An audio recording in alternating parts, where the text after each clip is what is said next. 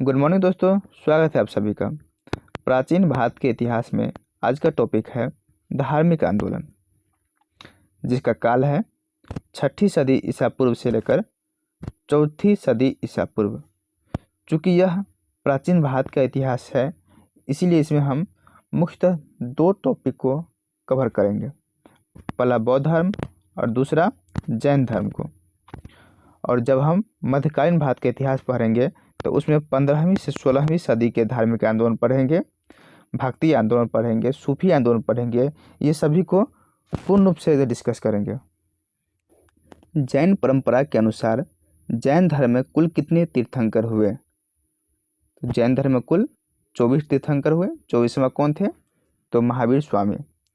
दोस्तों, यदि आप इस चैनल पर नए हैं तो चैनल को सब्सक्राइब जरूर कर ले। त्रिपिटक धर्म ग्रंथ है किसका?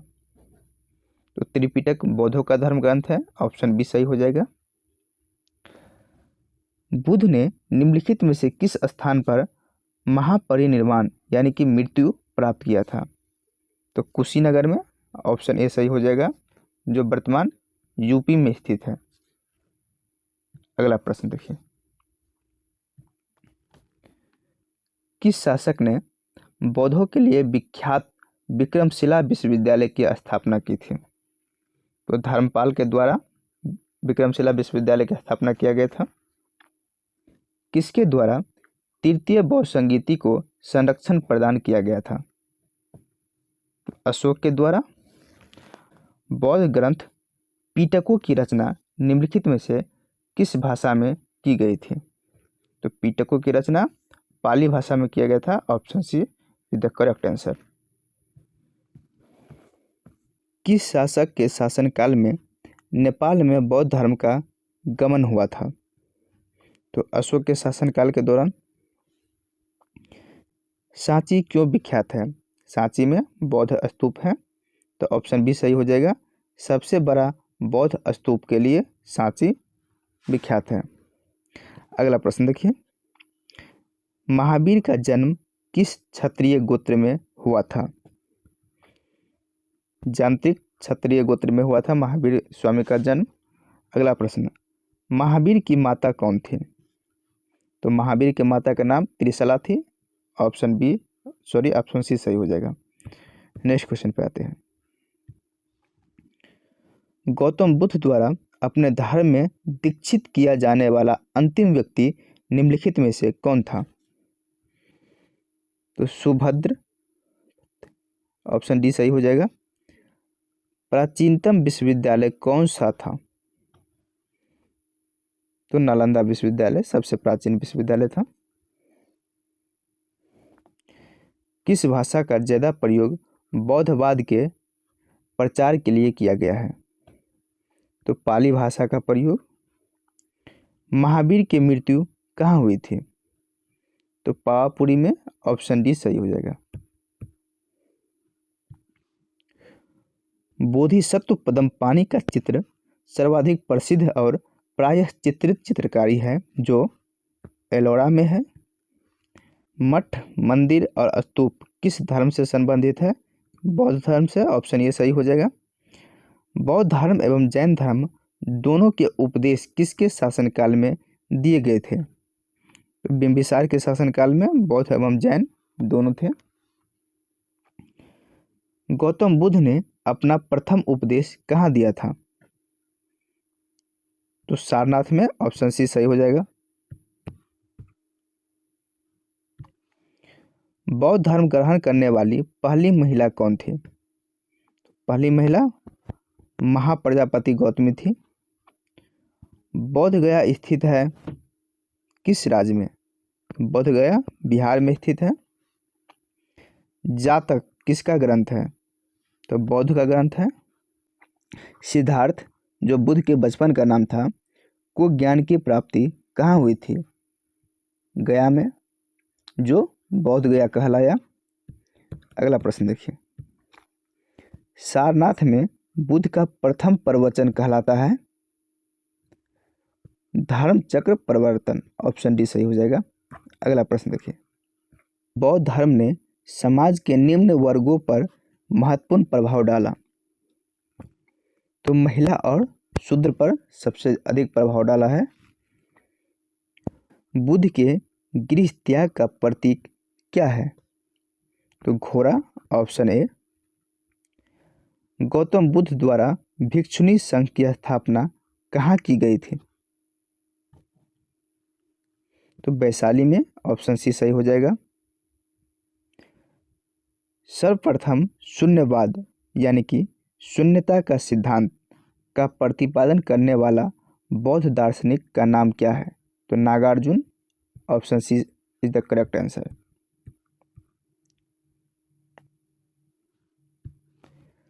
महावीर का मूल नाम क्या था? महावीर का मूल नाम वर्धमान था, ऑप्शन सी सही हो जाएगा। किसे एशिया का रोशनी, द लाइट ऑफ एशिया कहा जाता है? तो गौतम बुद्ध को, ऑप्शन बी। दिलवारा के जैन मंदिर का निर्माण किसने करवाया था? इसका सही आंसर हो जाएगा ऑप्शन सी, चालुक्य या सोलंकियों के द्वारा। अगला प्रश्न देखिए, नागार्जुन कौन थे? नागार्जुन एक बौद्ध दार्शनिक थे, ऑप्शन डी। जैन परंपरा के अनुसार महावीर कौन से तीर्थंकर थे? तो वह 24वें तीर्थंकर थे। जैन धर्म का आधारभूत बिंदु क्या है? तो अहिंसा। जियो और जीने दो किसने कहा था? तो महावीर स्वामी ने कहा था। तीर्थंकरों के क्रम में अंतिम कौन थे? तो महावीर स्वामी थे, जो 24वां तीर्थंकर हुए। अगला प्रश्न, जैन धर्म में पूर्ण ज्ञान के लिए क्या शब्द का प्रयोग किया गया? तो कैवल्य। महावीर स्वामी का जन्म कहाँ हुआ था? तो कुंडग्राम में। कनिष्क के शासनकाल में चतुर्थ बौद्ध संगीति किस नगर में आयोजित की गई थी?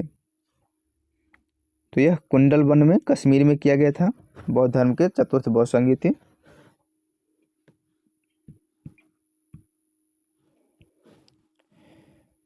तृतीय बौद्ध संगीति कहाँ आयोजित हुई थी? तो यह पाटलिपुत्र में हुआ था, तृतीय बौद्ध संगीति, अशोक के शासनकाल में। अशोक के शासनकाल में बौद्ध संगीति किस नगर में आयोजित हुई थी? तो पाटलिपुत्र में। निम्नलिखित में से कौन सी बात बौद्ध धर्म तथा जैन धर्म में समान नहीं है?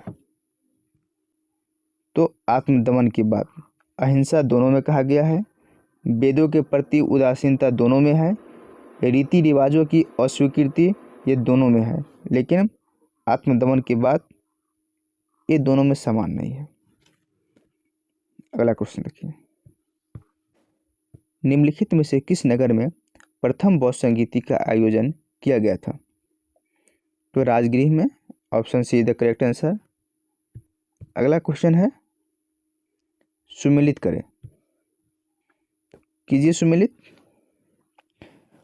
महात्मा बुद्ध का जन्म कहाँ हुआ था? लुम्बिनी में।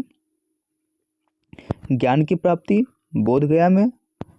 प्रथम प्रवचन दिए थे सारनाथ में, और निधन हुआ है कुशीनगर, देवरिया, उत्तर प्रदेश में। ऑप्शन सी सही आंसर हो जाएगा। अगला प्रश्न देखिए, निम्नलिखित में से कौन सबसे पूर्वकालिक जैन ग्रंथ कहलाता है? तो 14 पूर्व। आजीवक संप्रदाय के संस्थापक कौन थे? तो आजीवक संप्रदाय के संस्थापक मखली गोसाल थे, ऑप्शन डी। भागवत संप्रदाय के विकास में किसका योगदान अधिक था? तो हिंद यूनानी का, ऑप्शन बी हो जाएगा। भगवान महावीर का प्रथम शिष्य कौन था? तो जामली। अगला प्रश्न देखिए, त्रिरत्न सिद्धांत, सम्यक धारणा, सम्यक चरित्र और सम्यक ज्ञान जिन धर्म की महिमा है वह धर्म कौन सी है? तो जैन धर्म। कथन ए है कुशीनगर मल्ल राज्य की राजधानी थी, सही है। और कथन आर है महात्मा बुद्ध का महापरिनिर्वाण कुशीनगर में हुआ था, ये भी सही है। तो यहाँ ऑप्शन बी हो जाएगा। आर और ए और आर दोनों सही है, किंतु आर ए का व्याख्या नहीं करता है।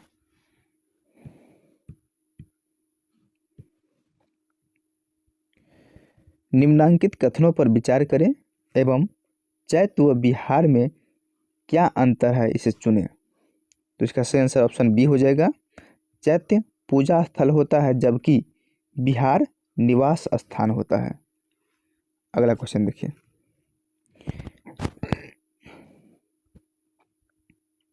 निम्नलिखित में से कौन सा स्थल पार्श्वनाथ से संबंध होने के कारण जैन सिद्ध क्षेत्र माना जाता है। तो सम्मेद शिखर। बुद्ध की मृत्यु के बाद प्रथम बौद्ध संगीति की अध्यक्षता किसने की। तो महाकश्यप। निम्नलिखित में से कौन बुद्ध के जीवन काल में ही संघ प्रमुख होना चाहता था। तो देवदत्त। हेलियोडोरस का बेसनगर अभिलेख संदर्भित है किससे। तो केवल वासुदेव से। ऑप्शन डी सही हो जाएगा। अगला क्वेश्चन देखिए। बौद्ध धर्म के विषय में कौन कथन सही है। उसने वर्ण एवं जाति को अस्वीकार नहीं किया, ये तो सही है, कोई भेदभाव नहीं था। दूसरा कथन है उसने ब्राह्मण वर्ग की सर्वोच्च सामाजिक कोटि को चुनौती दी, ये भी सही है। उसने कुछ एक शिल्पों को हीन या निम्न माना, ये बात भी सही है, यानी कि ऑप्शन सी सही आंसर हो जाएगा। वासुदेव कृष्ण की पूजा सर्वप्रथम किसने प्रारंभ की। सतत्व ने सबसे पहले वासुदेव कृष्ण की पूजा स्टार्ट किया था। निम्नलिखित 4 स्थानों में हुई बौद्ध संगीतियों का सही कालक्रम नीचे दिए हुए कूट से ज्ञात करें। तो यह कि सबसे पहले कहाँ हुआ था।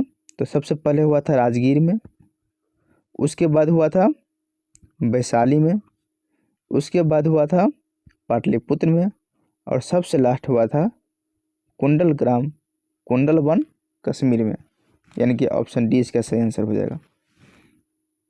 अगला प्रश्न देखिए। गौतम बुद्ध ने अपनी मृत्यु के उपरांत बौद्ध संघ के नेतृत्व के लिए किसे नामित किया था। वह किसी को भी नामित नहीं किया था।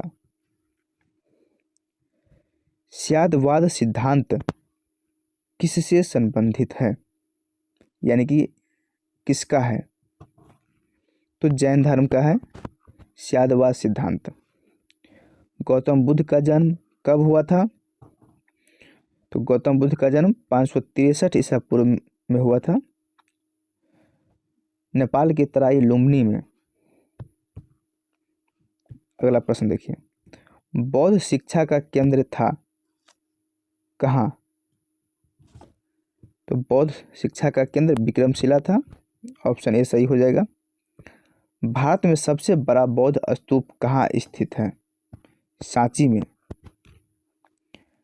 निम्न में से किस ग्रंथ में सर्वप्रथम देवकी के पुत्र कृष्ण का वर्णन किया गया है।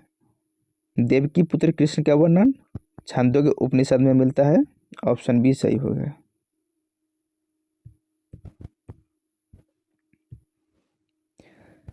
जैन समुदाय में प्रथम विभाजन श्वेतांबर संप्रदाय के संस्थापक कौन थे। तो स्थूलभद्र और दिगंबर के भद्रबाहु। अगला प्रश्न देखिए। भारत में सबसे प्राचीन विहार कौन सा है। तो नालंदा। प्रथम जैन महासभा का आयोजन कहाँ हुआ था। प्रथम जैन सभा का आयोजन पाटलिपुत्र में हुआ था, ऑप्शन ए सही आंसर हो जाएगा। द्वितीय जैन महासभा का आयोजन कहाँ हुआ था। द्वितीय का हुआ था वल्लभी में, प्रथम पाटलिपुत्रा में और द्वितीय का वल्लभी में। अगला प्रश्न, जैन साहित्य का संकलन किस भाषा व लिपि में है? तो प्राकृतिक भाषा और अर्धमागधी लिपि में जैन साहित्य का संकलन है। तो दोस्तों आज के लिए इतना ही, इससे आगे हम नेक्स्ट पार्ट में हम देखेंगे। यदि इस चैनल पे आप नए हैं तो चैनल को सब्सक्राइब जरूर कर लें। धन्यवाद।